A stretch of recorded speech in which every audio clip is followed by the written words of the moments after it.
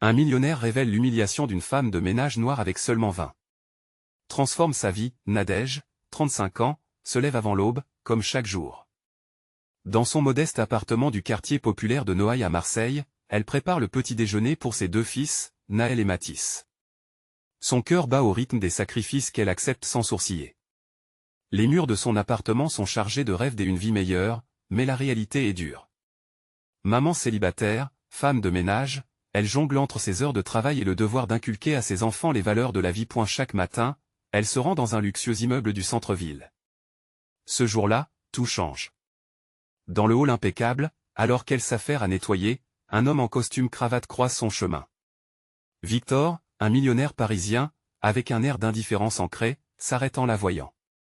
Avant qu'elle ne puisse le saluer, il lui tend une pièce de 20 comme un semblant de charité. Sa main tremblante, la pièce tombe dans le creux de sa paume, glaciale. L'humiliation, telle une gifle, lui transperce le cœur. Une colère sourde monte en elle, pas seulement pour ce qu'elle ressent, mais aussi pour tous ceux qui, comme elle, vivent dans l'ombre. Le bruit de cet affront se propage comme une traînée de poudre dans le quartier. Les voisins se rassemblent autour de Nadège, sensibilisés par son expérience. Dans les cafés et sur les marchés, les discussions s'enflamment, un murmure de solidarité. Nadège devient le symbole d'une lutte contre les préjugés. Elle sait qu'elle n'est pas seule. La communauté de Noailles se dresse soudainement, prête à défendre ses valeurs, à réaffirmer la dignité des travailleurs invisibles. Dans les yeux de ses camarades, elle voit un reflet d'espoir, mais aussi une inquiétude qui la paralyse. Est-ce qu'elle a le courage de s'exprimer, de revendiquer cette dignité au nom de toutes ces femmes de ménage, alors que la foule commence à s'organiser autour d'elle? Un événement inattendu bouleverse le calme de son quotidien. Un journal local l'invite à partager son récit. Un frisson la parcourt, mélange d'angoisse et d'excitation. Elle, une simple femme de ménage, sur le devant de la scène? Ce passage à la lumière l'effraie autant qu'il l'attire. La voix des sans-voix devient la sienne, mais à quel prix? Avant de continuer, je dois vous avertir de quelque chose d'important qui se passe. YouTube a fait des changements dans le système et beaucoup de personnes perdent les notifications des chaînes qu'elles suivent. Si vous aimez le contenu, cliquez sur la clochette et marquez toutes les notifications pour ne pas rater les prochaines vidéos. Et si vous pouvez laisser un like, ça m'aide énormément avec la portée. Sérieusement, ça fait la différence. Ah, dites-moi dans les commentaires d'où vous regardez. J'ai toujours la curiosité de savoir qui est de l'autre côté de l'écran. Maintenant continuons, le moment arrive, cette rencontre avec le journal devient pour elle non seulement une confession, mais un cri de ralliement. Elle se rappelle les sacrifices de ses parents, toutes ces nuits difficiles à travailler pour lui donner une éducation.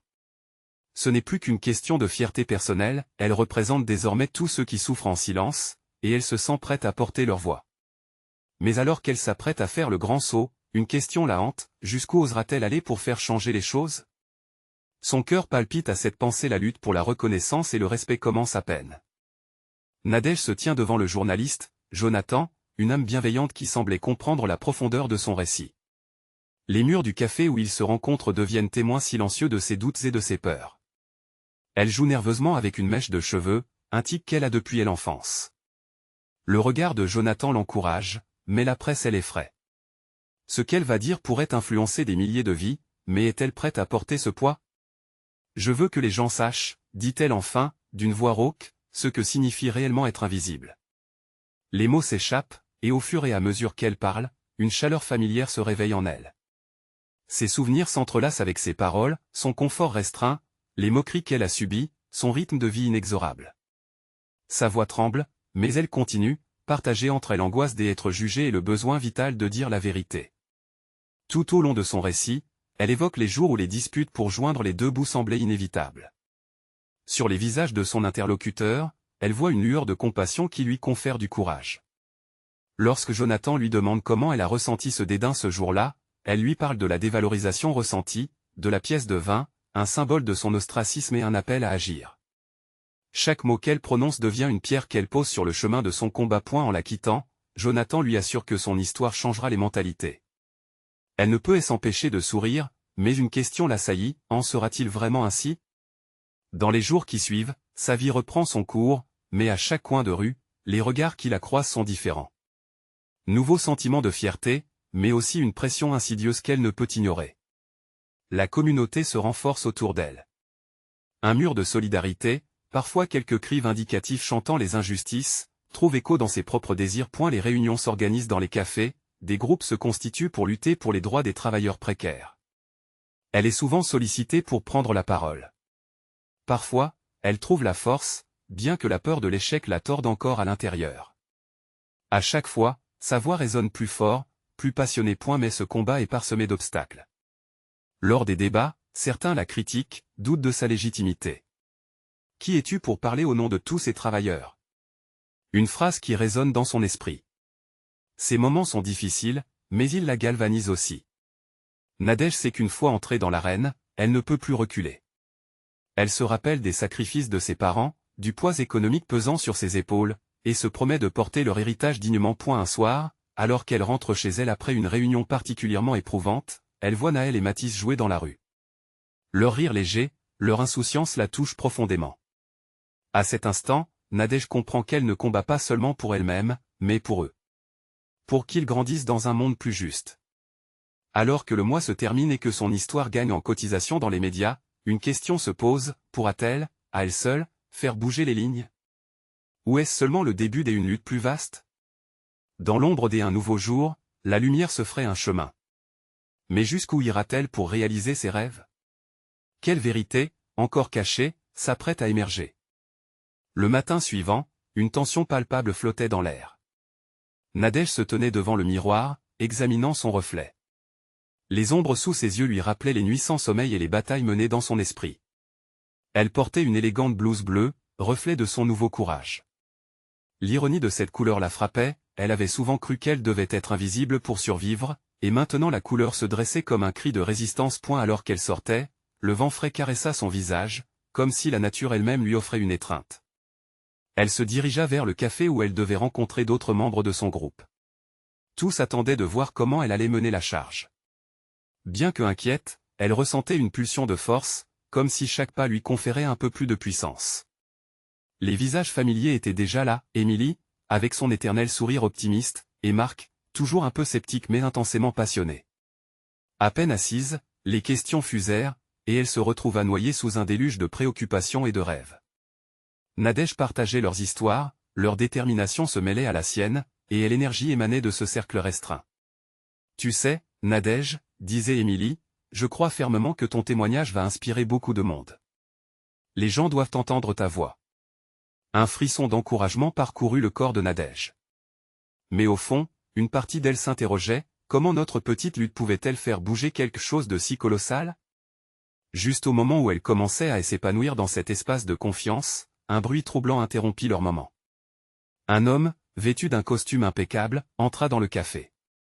Tout en lui dégageait une certaine assurance, mais son air supérieur ne lui était pas étranger. Les murmures parmi les membres du groupe indiquaient qu'il était connu en tant que propriétaire d'une chaîne des hôtels, souvent critiqué pour ses pratiques discutables. Son regard arpentait la salle, scrutant les visages. Lorsqu'il arriva près de leur table, il lança un rictus désinvolte. « Vous pensez vraiment que vos mots peuvent avoir un impact ?» La provocation fusa dans l'air, glaciale comme une lame. Nadège sentit son cœur s'emballer. Elle était sur le point de répondre, mais les mots s'accumulèrent dans sa gorge. « Nous croyons au pouvoir des récits, finit-elle par rétorquer, sa voix surprenamment ferme. Votre arrogance ne peut éteindre notre lumière.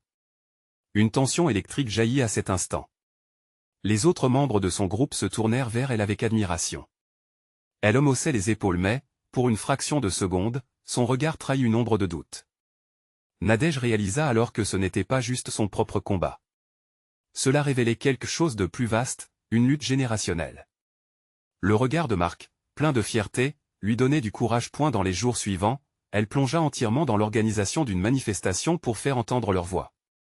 Les préparatifs devenaient frénétiques, elle s'emparait de chaque opportunité d'informer et d'engager ceux qui l'entouraient. L'excitation et la détermination la poussaient à agir, mais une nouvelle appréhension s'immisçait petit à petit. Que se passerait-il si elle échouait? Quel visage porterait cette lutte si elle n'était pas à la hauteur? À la veille de la manifestation, elle scrutait le ciel triste. Une pluie soudaine s'abattait alors qu'elle se tenait sous un porche, entourée des courriers de soutien qui affluaient. Les voix, les preuves de connexion et des appuis lui apportaient chaleur. Cette lutte ne lui appartenait pas seule, c'était une communauté qui s'élevait ensemble. Elle savait que le lendemain serait décisif. En entendant le grondement du tonnerre, elle ferma les yeux, imaginant le mouvement qui se dessinait, des milliers de voix unies. Peut-être que cela serait le tournant, le moment où tout changerait. Mais au fond d'elle-même, une question persistait. Allait-elle réussir à rassembler ces âmes perdues pour faire trembler les fondations des injustices? Quel impact son histoire inspirerait-elle véritablement dans cette lutte collective? Elle aube un nouveau jour brillait derrière les nuages, mais l'incertitude persistait. Quelle vérité orienterait la marche du lendemain? Le jour de la manifestation, le ciel était chargé de nuages sombres, un reflet du tumulte intérieur de Nadège. Alors qu'elle se tenait au milieu de la foule qui commençait à se former, elle put sentir l'électricité palpable de l'anticipation dans l'air. Les chants résonnaient déjà, mélodie d'espoir et de colère, un appel à la justice qui vibrait à chaque battement de cœur. Elle regarda autour d'elle, voyant des visages familiers, des inconnus aussi, tous unis par une même quête. La présence de ses amis, Émilie et Marc, lui apporta un réconfort inestimable. Émilie tenait une pancarte peinte à la main, aux couleurs vives qui se détachaient sous la lumière grise du jour. Marc, avec son expression déterminée, était prêt à soutenir chaque mot qu'elle prononcerait. Nadège inspira profondément, se remémorant ses mots d'hier, la promesse de partager son histoire. Les premières gouttes de pluie commencèrent à tomber, mais personne ne se déroba. Au contraire, cela sembla renforcer leur détermination. Nadège monta sur les marches d'un vieux bâtiment, un point de vue stratégique pour faire entendre les voix de ceux qui s'étaient souvent sentis réduits au silence. Les couleurs vibrantes des pancartes, les cris de ralliement, tout cela se mélangeait dans une symphonie de luttes individuelles et collectives qui résonnait au plus profond d'elle-même. Alors qu'elle prenait la parole, une nervosité s'empara d'elle. Avalant sa salive, elle se força à garder son regard fixé sur la foule. Nous sommes ici aujourd'hui pour rappeler que nos vies ont de la valeur, commença-t-elle, sa voix d'abord tremblante, mais gagnant en force. Les murmures dans la foule s'atténuèrent au fur et à mesure qu'elle poursuivait, son cœur battant fort, chaque mot devenant un morceau de son âme. Je ne suis pas là seulement pour parler de mon histoire, mais pour celle de tant d'autres. Des histoires d'invisibilité, d'humiliation et de lutte quotidienne. Sa voix monta en puissance, résonnant dans le silence qui s'était installé. Elle évoqua les luttes de ceux qui l'avaient précédée, ses ancêtres, des femmes de ménage, des parents qui avaient sacrifié tant pour les générations futures. Leurs luttes n'étaient pas seulement les siennes, elles étaient le reflet d'une souffrance collective. Les premiers applaudissements arrivèrent, puis se multiplièrent, un écho de validation et de solidarité. Nadège ressentit une chaleur, une lumière intérieure qui brillait. Elle ne parlait plus juste en son nom. Elle parlait pour une communauté, pour chaque voix qui avait été étouffée et qui attendait de s'exprimer. Tout à coup, en arrière-plan, elle aperçut la silhouette familière de l'homme en costume qui les avait interrompus au café.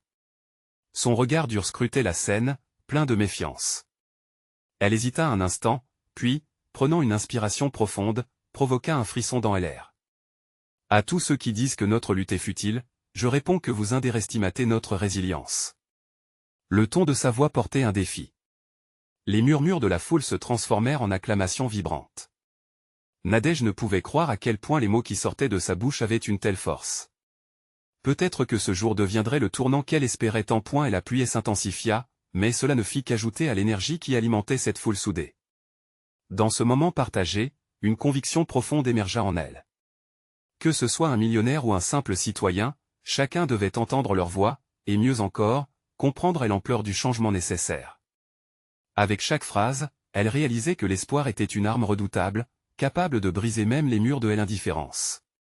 Alors qu'elle lâchait ces derniers mots, un silence précis retomba sur la place avant qu'une explosion des applaudissements et de cris ne lui parvienne comme un tsunami. Ce n'est pas la fin, murmura-t-elle, le cœur battant, rempli d'un nouveau feu. Demain, nous continuerons à nous battre. Mais alors?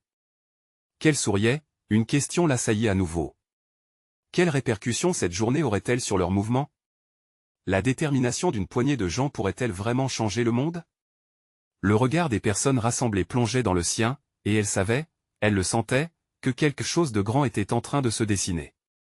Que viendrait le moment de vérité, et ce moment n'était peut-être pas si loin.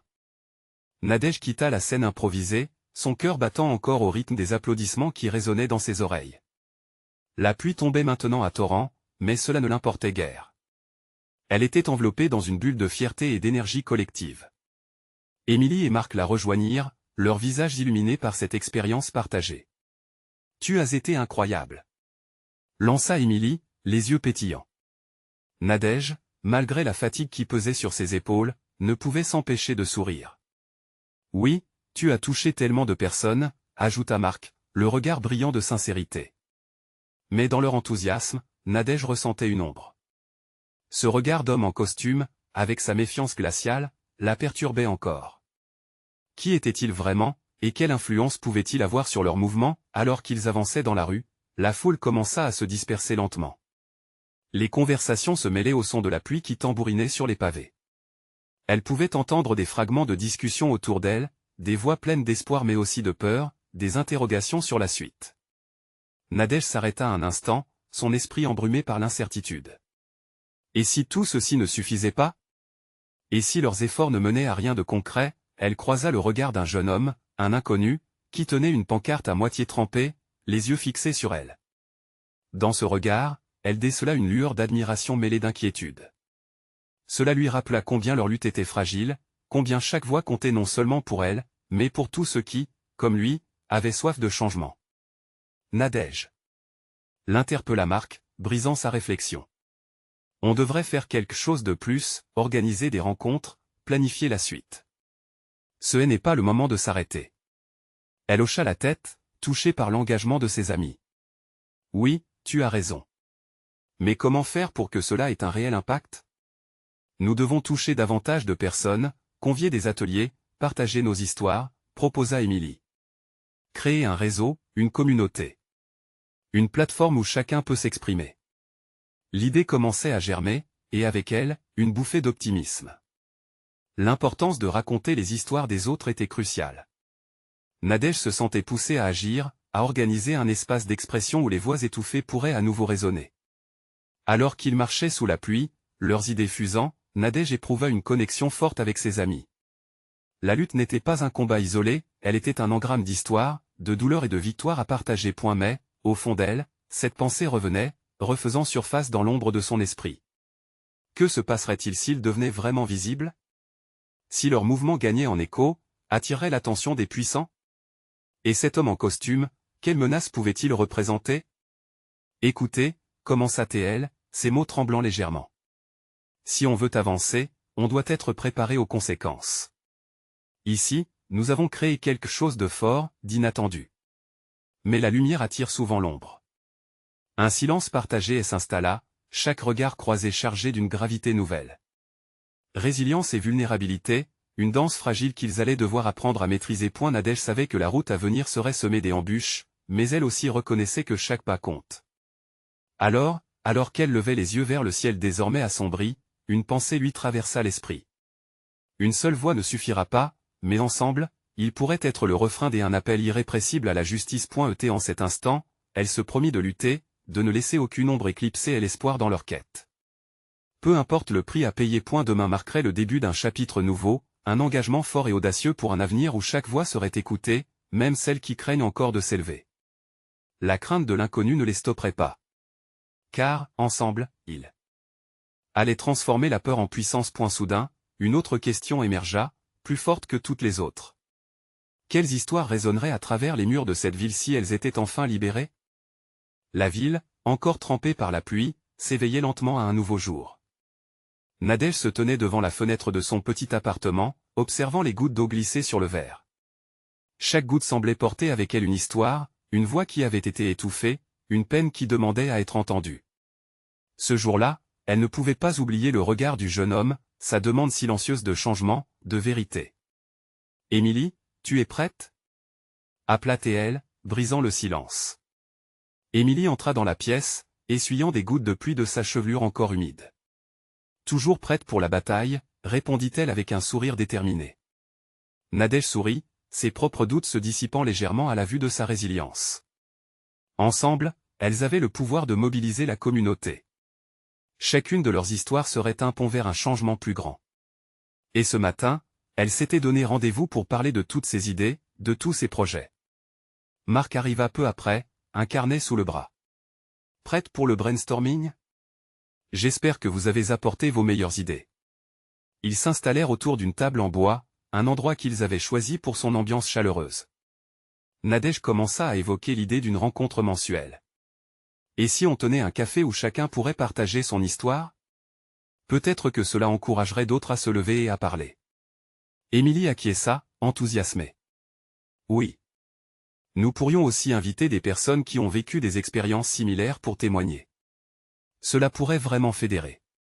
Marc nota tout sur son carnet, ajoutant quelques suggestions, mais une ombre s'installa peu à peu dans son regard. C'est magnifique, mais pensez-vous que les gens viendront? Nous ne sommes pas très connus encore.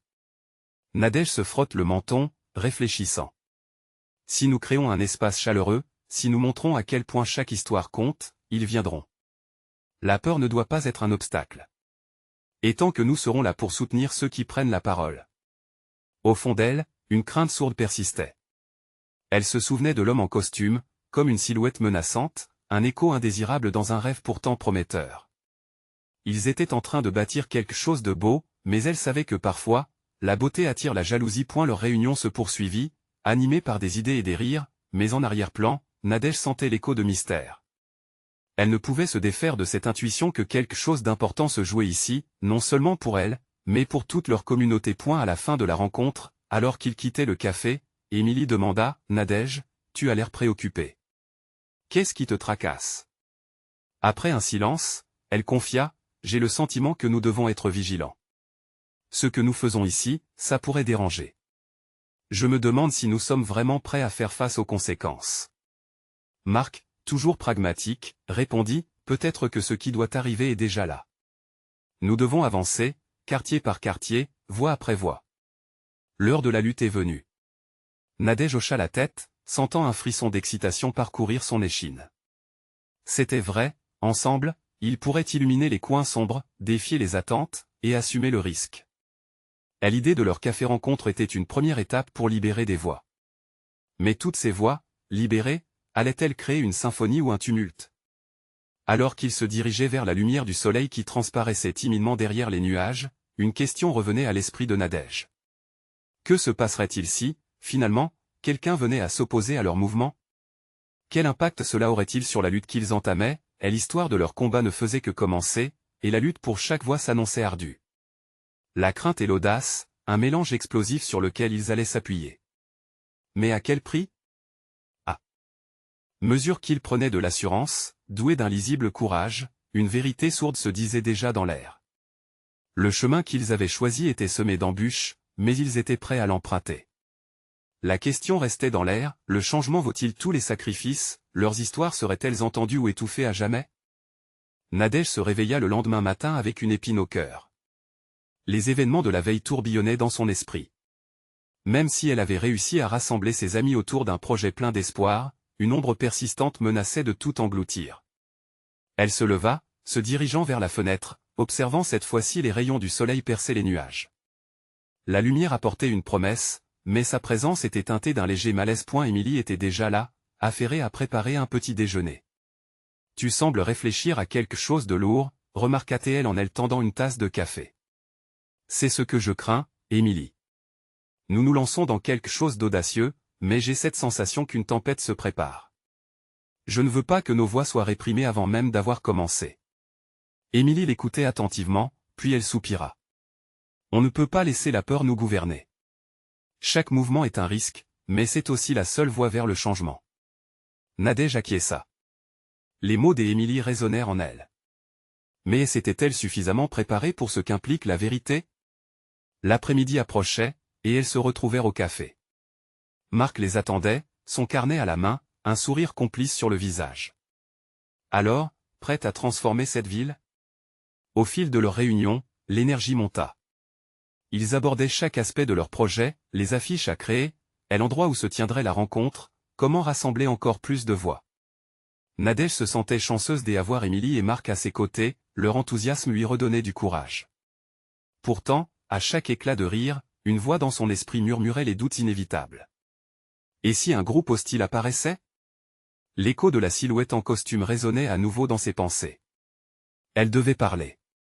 Vous savez, en discutant de notre projet, je ne peux m'empêcher de penser à la peur qui pourrait émerger autour de nous. J'y ai cette impression qu'il y a des gens qui pourraient nous voir comme une menace. Marc pencha la tête, l'air sérieux. Tu as raison, cela peut arriver. Mais quel serait le risque de rester silencieux alors? La peur ne doit pas nous paralyser. On doit avancer ensemble, et c'est ainsi qu'on gagnera. Nadège se redressa. Leurs voix, leurs histoires devaient s'entrelacer pour former un plaidoyer puissant. Mais, alors qu'ils parlaient de rassemblement, elle ne pouvait refouler une question cruciale. Mais combien d'entre vous viendront réellement nous soutenir? J'ai l'impression que notre communauté peut être plus divisée qu'unie. Émilie, toujours positive, répondit, ce que nous proposons est un espace sûr.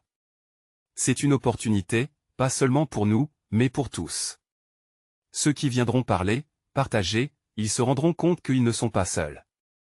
Alors que les idées circulaient, le temps semblait filer. Nadège repensa à l'homme en costume, à ce que sa présence représentait. Quel genre de personne pourrait s'opposer à leur mouvement? Elle savait que cela pouvait arriver, que les comportements de rejet pourraient surgir. La réunion se termina, mais Nadège restait troublée. La détermination de ses amis la galvanisait, mais l'incertitude lui pesait. Elle voulait croire que leur initiative entraînerait un changement, un renouveau, mais quand serait-il si la réaction était violente? En quittant le café, alors que le soleil se couchait, peignant le ciel en orange vif, elle jeta un regard en arrière. C'était un moment décisif, une croisée des chemins. L'enthousiasme de ses amis s'épanouissait autour d'elle, mais une partie d'elle se demandait si cela suffirait. Si, en effet, la tempête se préparait? Les voix qu'ils avaient l'intention de libérer réussiraient-elles à porter le poids des secrets de la ville? Ce soir-là, alors qu'elle rentrait chez elle, une question obsédante faisait écho dans son esprit. Toutes ces histoires qu'il s'apprêtait à partager, y en avait-il une assez forte pour réellement provoquer un changement? Nadège savait que le combat ne faisait que commencer. Mais, à quel prix chacun de leurs sacrifices pourrait-il être mesuré? Quelle profondeur serait prête à atteindre chacun d'eux pour défendre leurs histoires?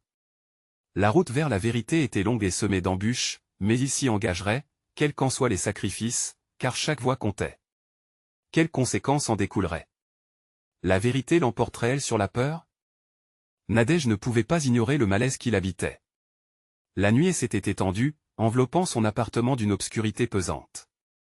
Elle s'assit à son bureau, les notes éparpillées devant elle. Elle racontait des histoires de lutte et de victoire, mais aussi de déception. Chaque mot semblait vibrer de la peur de l'échec, un reflet de ses propres doutes. Elle avait vu l'énergie de ses amis, mais elle ressentait l'angoisse sourde et croissante tapie en elle, la coupant en 2 points le lendemain. Elle se leva, déterminée à transformer cette appréhension en action. Quand elle entra dans le café, elle aperçut Émilie et Marc, déjà plongés dans une discussion passionnée au sujet du lieu de rendez-vous. Mais ce jour-là, une détermination nouvelle brillait dans le regard de Nadège. Elle devait partager son inquiétude, mais aussi son désir d'avancer malgré tout. Je pense qu'il est temps de parler de la peur qui nous entoure, déclara-t-elle, en prenant place à leur table. On doit comprendre ce qui nous attend. Ce n'est pas juste une simple rencontre, c'est une déclaration. Marc acquiesça, le regard sérieux. Tu as raison. Si nous prenons ce risque, nous devons être prêts à tout. Pas question de reculer. Émilie, l'esprit vif, proposa de rassembler des témoignages. Si nous pouvons partager des histoires personnelles, cela rendra notre projet encore plus impactant. Qui pourrait résister à des récits de vie? Nadège sourit, la passion de ses amis réchauffant son cœur. Ils recommencèrent à discuter, leurs yeux brillants d'idées, mais dans un coin de son esprit, l'image de l'homme en costume revenait la tourmenter. Qui serait là pour les critiquer, pour réduire à néant leurs efforts? Quelles histoires de souffrance allaient-elles devoir affronter? Les jours passèrent, et le groupe se rassembla plusieurs fois. Ils élaborèrent une stratégie, définissant chaque détail avec soin. La tension dans l'air était palpable, mais il y avait aussi une forme d'excitation. Nadège ne pouvait ignorer ce sentiment de solidarité qui surgissait entre eux. Leur mouvement se façonnait autour d'une conviction partagée, une vision commune. Un soir, après une longue réunion, Nadège proposa de faire un essai de présentation devant un petit groupe d'amis. Cela nous donnera une idée de la manière dont nous devrions aborder notre message, expliqua-t-elle. Ce fut une révélation pour chacun. Les premiers retours furent sincères et gratifiants. Pipo l'écoutait attentivement, se reconnaissant dans les histoires de lutte et de triomphe. Nadège se sentit enflammée par cette connexion. Mais, au fur et à mesure que les échos positifs se répandaient, une crainte sournoise persistait au fond d'elle. Qui, parmi les autres, ne serait pas d'accord, un soir, alors qu'il finissait, une enseignante bien connue de la ville patronnait une rencontre avec un réseau d'intervenants. Nadège hésita, puis décida de s'y rendre. Elle se prépara avec minutie, son esprit tournoyant avec des scénarios possibles des acceptations ou de rejets. Et l'atmosphère de l'événement était électrique. La salle était remplie de visages familiers, mais aussi des inconnus. Le cœur de Nadège battait plus vite. Elle savait qu'il fallait qu'elle prenne la parole, mais sa voix se trouva paralysée par la peur. À un moment où le micro lui fut tendu, elle inspira profondément. « Je suis ici pour parler de voix. De voix qui, trop souvent, restent silencieuses. » À cet instant, elle oublia le regard de l'homme en costume, se concentrant uniquement sur les histoires qu'elle tenait au creux de ses mains. Chaque mot qu'elle prononça résonna comme une vérité dévoilée, craquant l'armure du silence ambiant. L'impact fut immédiat, les visages se tournèrent vers elle, captivés. Elle ne se sentait plus seule. Mais alors qu'elle se lançait pleinement dans son discours, une silhouette familière se dessina à l'entrée de la salle. Son cœur se serra. Voilà l'homme de la tempête, celui qui avait inspiré sa peur. Que pourrait-il dire? Que ferait-il là? Maintenant, les murmures commencèrent à s'intensifier dans la salle, le contraste entre l'enthousiasme de Nadège et la menace de cette présence rampait dans son esprit. Allait-elle devoir se battre pour ses convictions, et à quel prix? Elle devait se rassembler, se battre pour ses amis, pour chaque voix en elle. Mais, face à elle inconnue, un frisson la saisit. Allait-elle avoir la force d'affronter cette tempête? La réaction du public choisirait-elle son camp ou renforcerait-elle la division qu'elle redoutait tant? Le moment décisif était à portée de main, mais dans quelle mesure la vérité et la peur entreraient-elles en collision? Nadège hésitait, le micro pesant comme une pierre dans sa main. Les battements de son cœur résonnaient dans sa poitrine, mélodie désaccordée entre son désir de s'exprimer et la crainte d'être jugée. Elle plongea son regard dans la foule, cherchant des visages amicaux. Émilie, d'un sourire encourageant, la poussait à aller de l'avant. Marc hocha la tête, sa confiance inébranlable suffisant à réchauffer l'atmosphère glaciale de sa anxiété. J'y ai souvent cru que la peur était un frein. Un obstacle insurmontable, continua-t-elle, sa voix prenant un timbre plus ferme. Mais aujourd'hui, je me tiens ici pour défier cette peur. Pour briser le silence. Les mots, une fois libérés, se déversèrent comme une douce rivière, n'hésitant plus à couler. L'angoisse de l'homme en costume dans le fond de la salle s'épaississait dans son esprit, mais elle se força à ignorer, à se concentrer sur son récit. Chaque histoire qu'elle partageait ranimait des fragments de sa propre vie, des luttes qu'elle avait crues intouchables, sombres comme les ombres qui dansaient sur les murs. Tout à coup, une rumeur montante parmi les auditeurs la fit se retourner. L'homme, visage impassible, semblait noter quelque chose sur un carnet. Son regard était un mélange d'intérêt et de scepticisme. Nadège sentit son sang se glacer, mais au fond d'elle, une flamme grandissante de détermination rétorqua. Elle ne pouvait pas reculer maintenant. Chaque voix a son importance. Chaque histoire compte. Je parle non seulement pour nous mais pour ceux qui n'ont jamais eu l'occasion de s'exprimer, ceux qui restent dans l'ombre. Les mots s'envolaient, et avec eux, le poids de son propre passé. Le public semblait réagir, certains hochèrent la tête, d'autres s'échangèrent des regards pleins d'empathie. Dans cette alchimie d'émotions, une femme au premier rang l'encouragea, « Vas-y, continue. » Cela électrisa Nadège, une onde de chaleur l'envahit. Elle était entourée de témoins, des alliés dans cette quête de vérité. J'ai grandi en pensant que ma voix n'était pas digne. Que mes luttes n'importaient pas. Mais je réalise aujourd'hui qu'en partageant nos vérités, nous ouvrons la voie à la guérison, à la compréhension. Chaque phrase était une pierre angulaire dans la construction de ce message qu'elle voulait transmettre. La solidarité ne pouvait naître dans le silence, mais dans la parole partagée. Les regards dans la salle étaient désormais rivés sur elle, des visages curieux et compatissants, mais la silhouette redoutée ne pliait pas. Il levait un sourcil, écrivant avec une intensité qui l'inquiétait.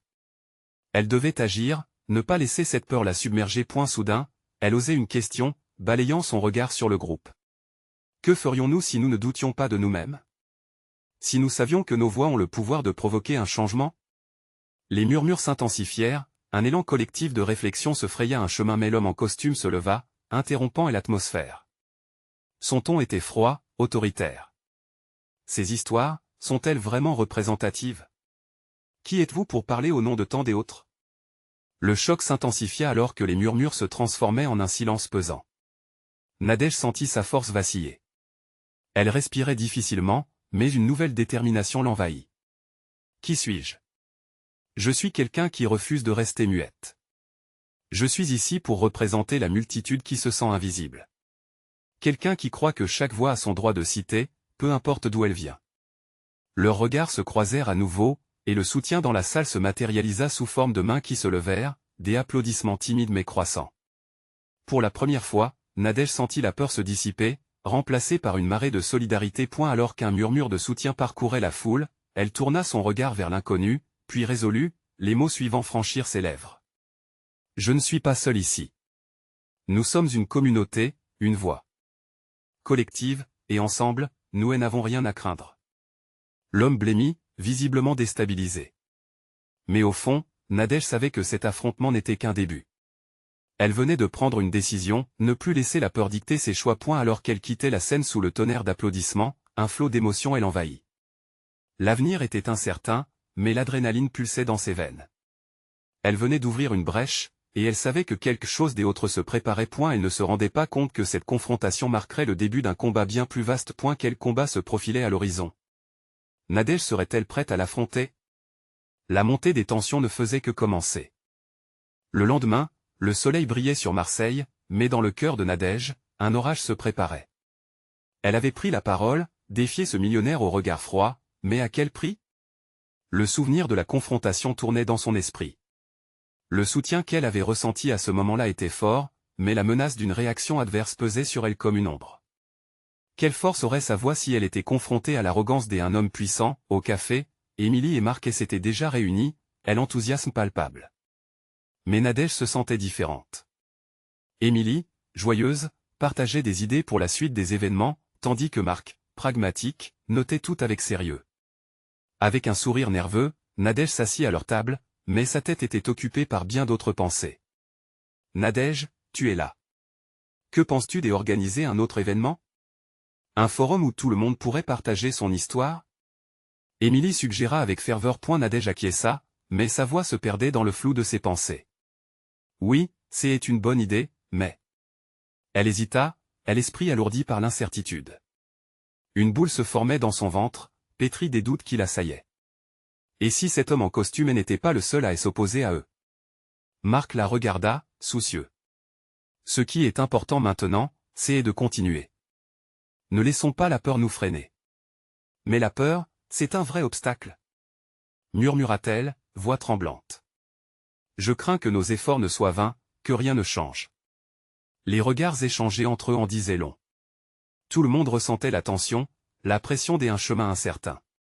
Émilie rompit le silence. Tu sais, Nadège, notre force réside dans notre unité. Chaque pas que nous faisons ensemble compte. Si tu trembles, sache que nous sommes là pour te soutenir. Ces mots touchèrent le fond de son être. Elle réalisa alors que sa voix, bien qu'angoissée, elle n'était pas seule.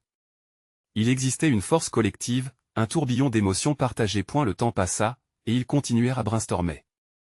L'excitation dansait dans l'air, effaçant peu à peu l'angoisse de Nadège. Pourquoi ne pas inviter des organisations de soutien aux travailleurs précaires? Ils ont tant d'histoires à raconter. Oui. Acquiesça Marc, les yeux brillants des idées. Cela enrichirait notre discours. Cela renforcerait notre présence. Ce moment de brainstorming devint un vibrato de détermination. Ensemble, ils bâtissent les structures, se connectant avec d'autres voix locales. La confiance en soi de Nadège renaissait, nourrie par la solidarité de son entourage. Chaque rencontre devenait une flamme, chaque échange un soutien inébranlable. Un après-midi, alors qu'ils étaient en pleine préparation de leur événement, un message troublant arriva. L'homme en costume, Victor, avait publié un commentaire sur un site des actualités locales, critiquant le mouvement, le qualifiant de spectacle ridicule, menaçant d'utiliser son influence pour ternir leur image. La nouvelle fit l'effet d'une bombe dans le groupe. Pourquoi ne pas aborder directement sur le terrain? Proposa Émilie, le feu dans ses yeux. On ne peut pas se laisser intimider par ces menaces. Notre combat est plus grand que ça. Nadège déglutit, tentant de réfléchir à la meilleure réaction. Les mots de cet homme la mettaient en colère, mais elle était déterminée à transformer cette rage en action constructive. Alors faisons-le. Déclara-t-elle finalement, le cœur battant. Montrons-lui que nous ne ferons pas marche arrière. Que notre voix, collective, sera entendue. Leurs préparatifs s'accélèrent. Chaque membre du groupe mettait la main à la pâte, distribuant des tracts, créant des bannières. Nadège était enfin réchauffée par l'adrénaline. Leur coalition était réelle. Elle sentait que malgré les difficultés, elle était entourée d'une communauté prête à se battre point le jour J, alors qu'elle montait sur la scène improvisée, un frisson d'excitation et de peur l'envahit. La foule était dense, vibrante. Elle pouvait sentir le soutien de chacun derrière elle, mais aussi la tension du défi à relever. Nous sommes ici pour rappeler que chaque voix compte. S'écria-t-elle, noyant ses craintes dans la force de son discours. Ce cri fut emporté par un élan de applause. Et la lutte était loin d'être finie, elle le savait, mais elle avait quelque chose de plus puissant désormais, une communauté. Au fond d'elle, elle espérait que cette connexion serait suffisante pour briser les murs des indifférences, éveiller les consciences, un jour à la fois. Alors qu'elle se tenait là, une pensée douce et résistante s'installa, le changement était possible, et il commençait par toutes ces voix, par le courage de chacune d'entre elles. La vérité, complémentaire à la solidarité, résonna comme un appel. Aujourd'hui, elles étaient prêtes à se battre pour leur dignité, à bâtir un avenir où chaque histoire, chaque voix, serait entendue et respectée. Ensemble, elles transformeraient la peur en puissance. Il était temps de faire entendre leur histoire. Vous devez vous abonner maintenant pour ne pas rater les prochaines histoires exclusives. Laissez un like maintenant pour nourrir l'algorithme, ça fait vraiment la différence. Commentez vos réactions et théories sur cette fin. Partagez instantanément cette vidéo avec au moins 5 amis qui ont besoin de voir cette conclusion. C'est le moment de montrer votre soutien. N'attendez pas une seconde de plus pour agir.